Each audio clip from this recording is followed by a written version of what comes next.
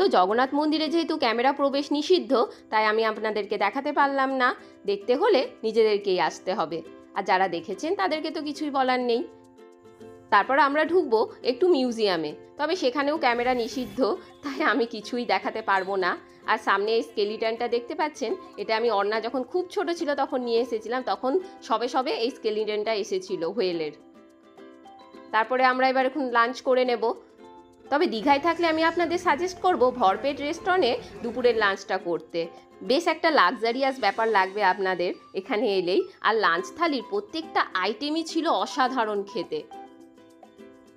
আর আমি অর্ডার করেছিলাম একটা ভেজ থালি, তার সঙ্গে মাটন।